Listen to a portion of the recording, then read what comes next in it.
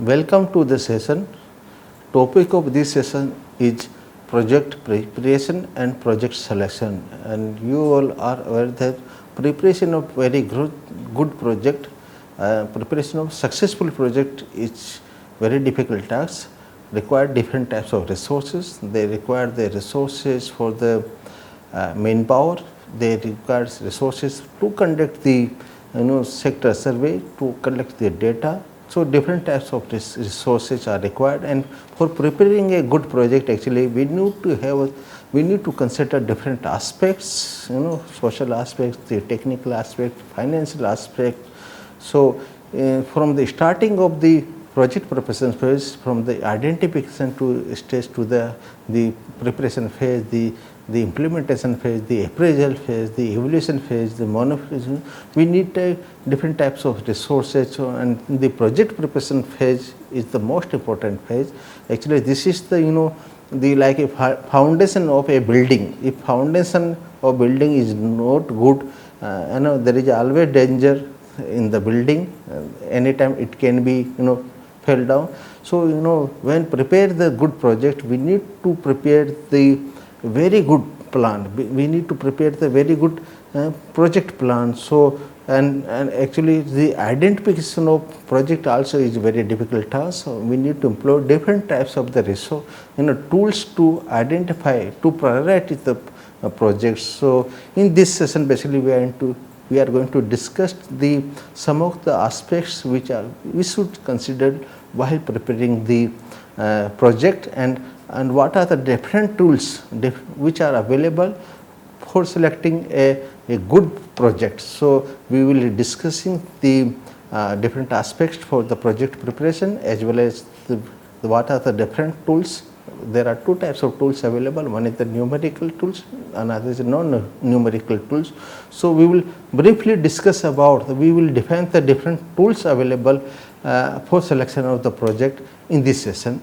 So let us start with the project formulation and preparations. So what are the things we need to have, we need to understand, we need to employ for developing a good project. So actually this process start after the project identification, and actually so project formulation and project preparation phase start with the identification or developing a broad concept or broad project idea about the project, which kind of the project we will be having in the for the development of society, for development of the agriculture sector, or development of livestock shelter, or developing the infrastructure for the agribusiness organization, or developing a food park. So after having the broad concept or project idea, the process start, and it is very important phase actually, and it involves various kind of activities. And so actually in this we prepared the feasibility report of the projects, and which involves the different type of the analysis, and we need to actually analyze all the component of the project. Suppose a project is there for the improving the productivity in a agriculture sector or a particular crop. So there are two ways. One, we can increase the supply of the yielding varieties, or sometimes we can provide price incentive so that the farmers employ the more of the high yielding or high productivity technology, which provide the good yield in the field. So we need to analyze all types of the components which we are going to include in a project. So we need to prepare the feasibility reports, like sometimes we have to do soil sample, soil survey, sometimes we have to prepare the report about the water availability, sometimes also we have to do study related to the socio-cultural aspect of the peoples or farmers and their the management system, their decision making process. So basically, so sometimes the financial viability of the project also need to be analyzed. So all type of the viability analysis or feasibility analysis we do while preparing a good projects. And when we prepare the projects, sometimes we have to refine the project objectives or target, what actually we want to achieve out of implementing this project, after executing this project, a particular project, so we need to clearly define the project objectives and project targets. Then the potential component or elements of the projects we need to define. Suppose our plan to increase the farmers' income should be doubled within 5 years period. So for that there are different components are there, so, providing the good quality of the yielding variety seeds, providing the all type of inputs like fertilizers, providing projects on the soil fertility assessment, then providing the prices, providing the market support. So all these components need to be properly analyzed and properly defined in a project. And then the alternative potential designs are also evaluated and they should be ranked actually which is the best one. Suppose here the same example, to increase the farmer incomes there are different way by providing subsidized input, providing the price support. So out of these two, which is the good design to achieve the objective of increasing the farmer's income? So all this should be properly analyzed, properly designed in while formulating the projects. When we prepare the good project or project plan, actually we need to determine the appropriate project size and locations. So in which area the project will be implemented and what will be the scale, whether the project is limited to a particular village or particular blocks or districts, state or regions or as a nation whole. So we need to properly determine the size of the project or location of the project also in 2 districts or 5 districts or complete states. So we need to properly determine all this. Then we need to provide detailed cost estimates and assess the potential benefit. For each component of the project we need to estimate the costs, what will be the cost of each component. Then we need to assess the benefits which will be derived from the project outputs, and we need to prepare the financing plans from where the finance will be arranged and at what level of the project how much financial resources will be required. And also we have to plan about the from where we will get the financial resources. Then we need to also secure the preliminary review. It may be done by some independent agency or sometimes financial agency, or sometimes we need to also get the approval of the competent authority, or we can say we need to have in principle approval. So broad or big broad type of approval or consent from the government authorities for implementing the projects we need to also obtain while formulating the project. And then in this stage also we need to explore the different funding agencies like bank or financial institutions, sometimes external donor are also there. So we need to we need to explore the possibilities of the funding from the different organizations, the banks, the donor agencies. Now we will move to the project selection, how we can select the good project. This is the task of this session, and actually there are different tools are available.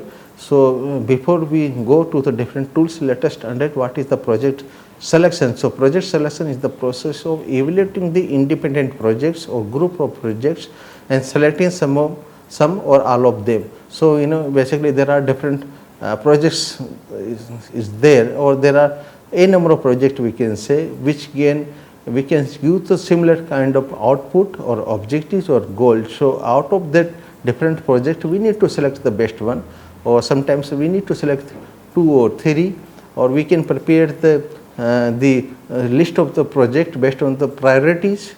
So for that process is basically called the project selection. So this process is a complex, and choosing a number of different projects, or sometimes we can say portfolio in case of private companies or business organizations, is even more complex. So this is a very complex process, and there are several techniques are there that help the manager to select the projects. So that is very much important. And and sometimes this decision problem or decision taking problem is called decision aiding model. So the models which help in taking or which help in selecting the project is called decision aiding models.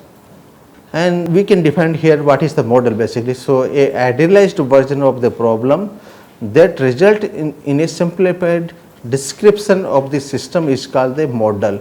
So when there is the solution system is there, there is the process of reaching at a conclusion. So that process is simplified, or that process is description is available, then we can say it is a model.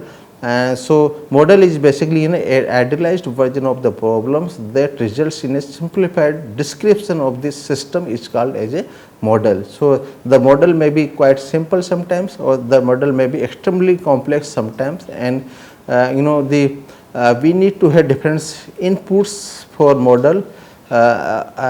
We need to have some different data, we need to have different information to utilize the model for decision taking. And sometimes in most of the times we have the probabilistic data. We cannot say the data is 100% in deterministic natures. There is always some probability is there with the data. Like if you want to develop a project to increase the farmers income, so we have to predict the prices. So prices we can say with the probability. So we can say that in the future the prices of this particular crop will be 2000 rupees per quintal, but we cannot say with sure that this 2000 rupees per quintal of that particular commodity will be there. So there is a chances that the prices may be 2200 rupees per quintal. So this is the basically we can say stochastic information we have rather than the deterministic information when we choose a project. So we have to take the decision with this random information or some the information which is available with the not a fully or we have to take the decision with the some uncertainty or some variability is there in the data provided. So this information sometimes vary from the actual position, actual condition in when we implement the project. And when we talk about the nature of this project selection model, there are two types of models available. One is the numerical model, another is the non-numerical model. So in case of numerical model, we use the number as an input which are in objective nature. So here we give some information based on the data, like productivity data is there, the prices data is there, the input supply data is there. So here when we talk about the numeric model, we give some data, some information, and we provide them while calculating the the results or some ratios. So here numerical informations are there. In case of the non-numerical, we do not use the numbers as an input, and they are basically subjective in nature. So based on the some consideration, actually we take the decision. In case of the numerical, the results or the information, the output is the objectives, we can measure them. So in case so non-numerical, we cannot measure with precise informations whether the success will be there or no.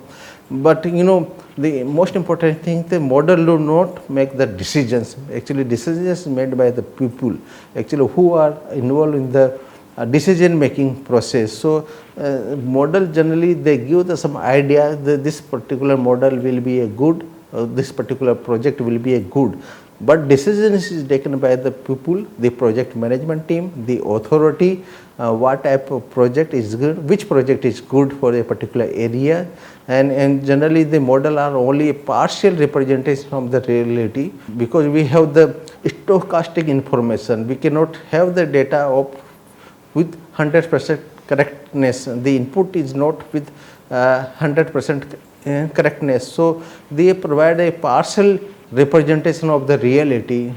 So actually ultimate decision is taken by the persons who are the authority, who are authorized to take the decisions. And here the project management role is very much important. They take the selection of the project, they take the decision about the selection of the projects. So their role and responsibility is very important while selecting the project for implementation in an area. And now we can discuss about the different types of models which are available. One is the non-numerical model. In case of non-numerical model, the first method is the sacred cow.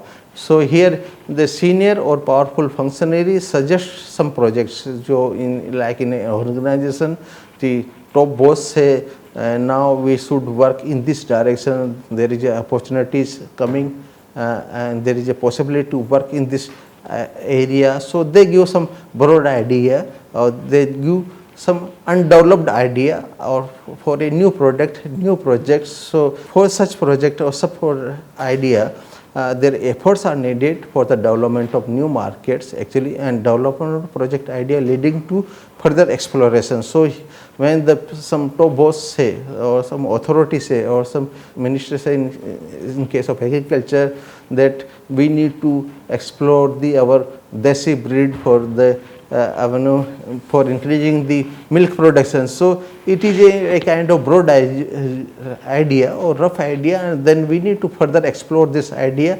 And and actually this idea is implemented, they are maintained until successfully concluded, or in some countries the authority they say they feel that the idea is a failure, and then we terminate the project. So because here subjectivity is there is no objectivity is there. So that's why if project or top boss feel that project this idea was not a good idea, then only we terminate the project. Then another non-numeric model is the operational necessity. Sometimes the selection of project is based on the operational necessity. If there is a flood situation is there, then we have to implement the project to build a protective dike. So if some flood problem is there, we have to build the protective dike. So this is the operational necessity.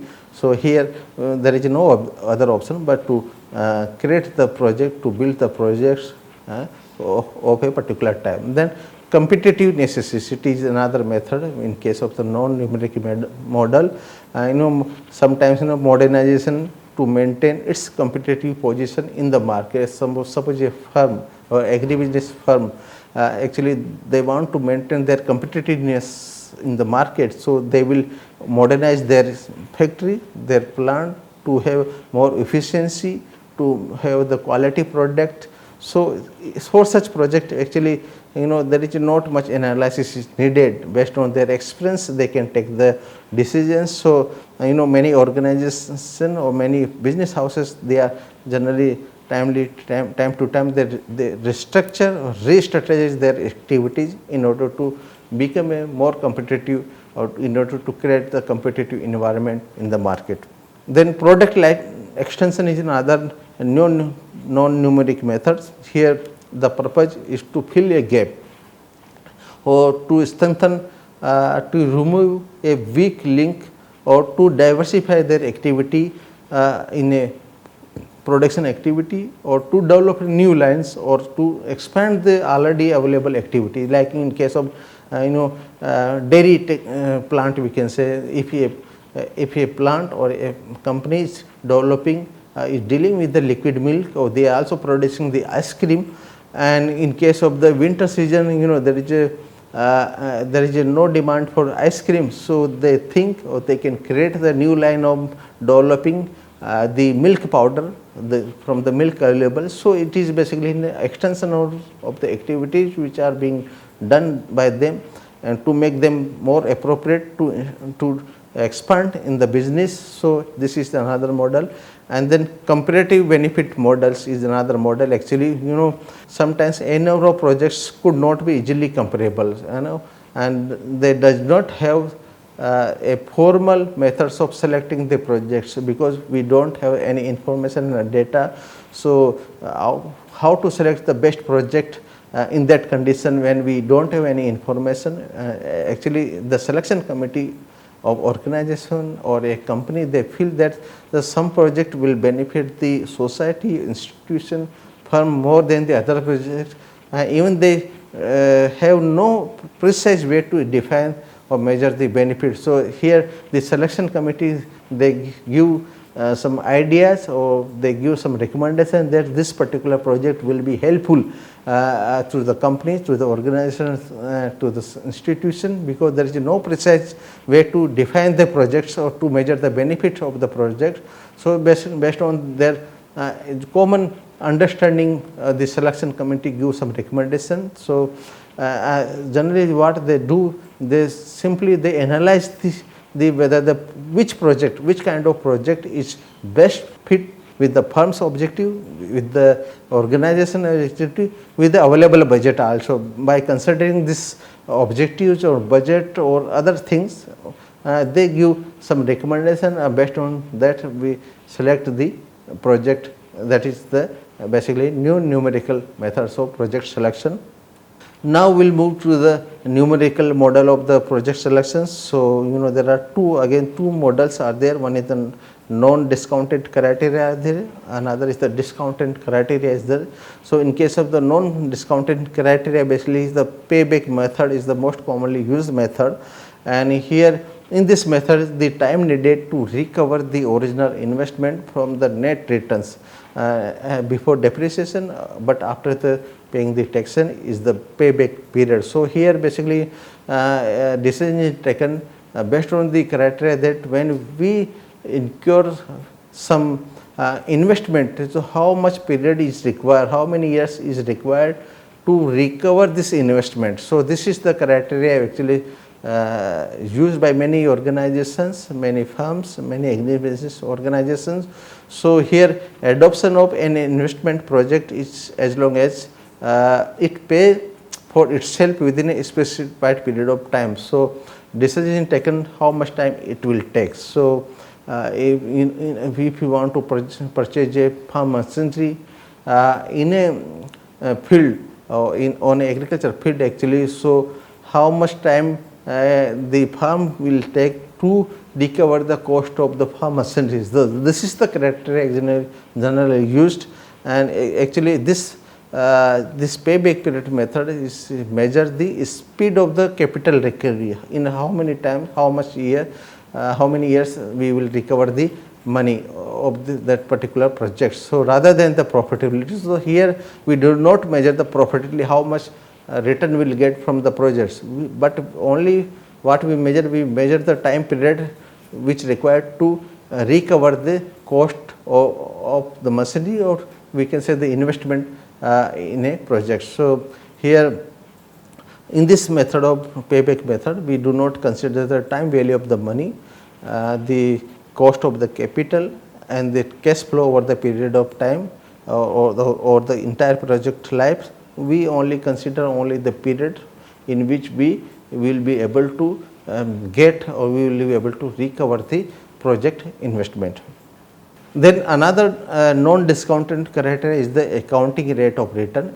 Basically this method actually measures the profitability of that project. So how much we will be able to achieve, how much benefit will be there from the projects, that we measure using this accounting rate of return method. And here we use the average income over average investment, and in the average income is basically a simple average of expected benefits from the investment computed after depreciation and taxes, and this accounting rate of return is the superior technique to compared to the payback method, since it measures the profitability, and the analysis is usually extended over the entire life of the project. Then we will move to the discounted criteria, and here we need to consider the concept of time value of money. And when a rupee is received today is more valuable than a rupee to be received say after 1 year. Suppose we have the 50 rupees with us, and from this 50 rupees today we can purchase the 1 kg of sugar, and from this 50 rupees after 1 year generally we will be purchase only 900 gram of sugar. So after 1 year this value of 50 rupees is declined from 1 kg of sugar today to 900 gram of sugar 1 year after. So over the period of time, the value of the money, the currency value of the money will decline over the period of time. So this concept basically we used while calculating, while using this discounted criteria for selecting a good project. So here assumption is that there are lot of opportunity available in the society to invest the available money. So a rupee received today could be invested to earn money immediately. So this is the basic criteria assumption, and a rupee to be received could not be invested until it is received. So if we are not receiving the money today, so we will not able to invest in the some projects. So there is a less value of this money which we will be getting after 1 year or after 2 years. So here a differentiation should be made between the cash flow received at different point of time. So if we are receiving 500 rupees today, 500 rupees after 1 year, 500 rupees 2 years, after 2 years 500 rupees after 3 years. So there is a difference in the value of this 500 rupees. So we need to consider the value of this 500 rupees and over the period of time in calculating the project benefit and cost. So before adding cash flow to be received at different point of time, they should be properly adjusted, and for this adjusting process what we call as a discounting criteria or discounting process.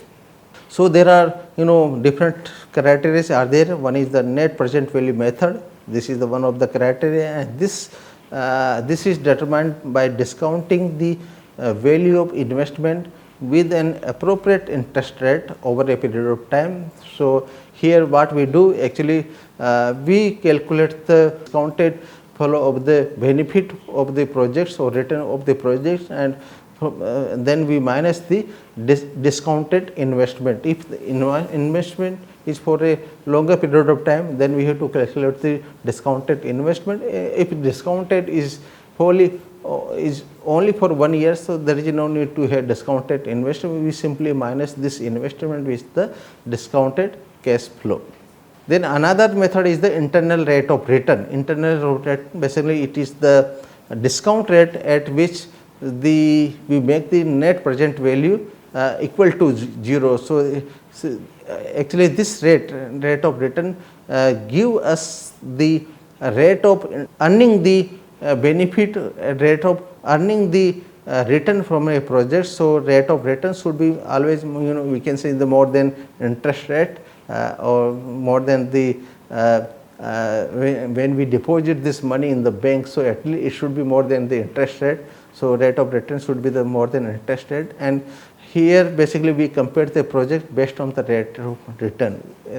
We select the project which give more rate of returns. So suppose there are 3 projects are there. One give the 20% rate of return every year, another give the 15% rate of return, and third is giving the 12% of rate of return. So we will select the project which provide the 20% rate of return every year. Then the third method is the benefit cost ratio. So here BCR is one of the choicest criteria commonly used in the economic analysis of the public investment projects or programs. It is the most common used methods to select the project, to identify the project. It is basically a relative measures and not an absolute measure, because it provides the result in a ratio. In case of the NPV or IRR, we were getting some the absolute value, how much return will be there over the period of time. In case of IRR, we were getting the some rate of returns. But in case of this BCR ratio, we are getting only a ratio. So it is basically relative measures, and which does not provide the complete absolute figure of the benefits which we are going to receive.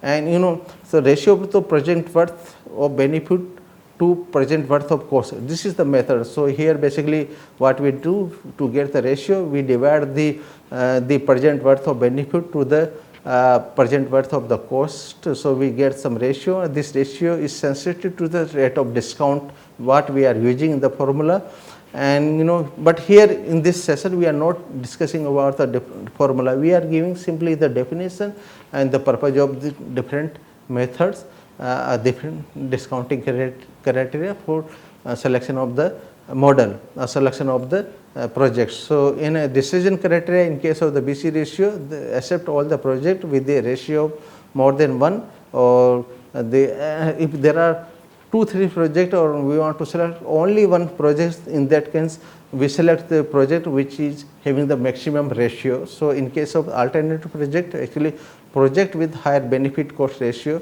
are selected by using this benefit cost ratio.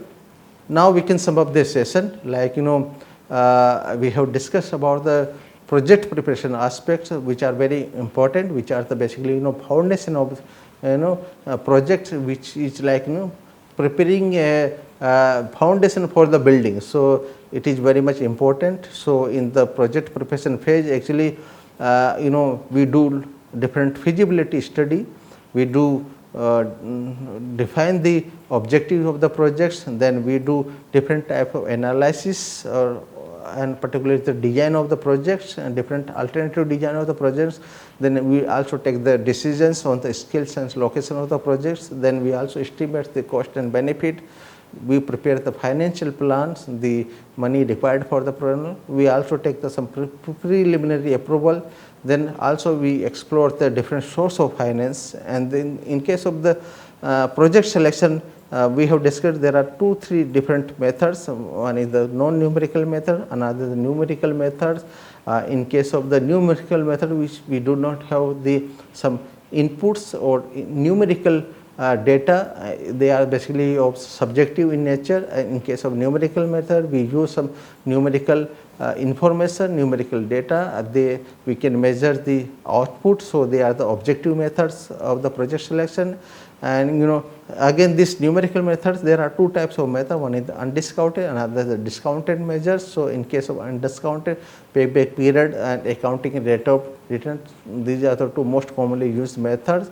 And in case of the discounted, there are a net present value of the project output, then internal rate of return, then benefit cost ratio. These are the 3 most commonly used methods, are widely used methods in order to select the best projects, or in order to prepare the list of the best available project, so that the decision can be taken by the authority, project authority, to finally select a project for implementation.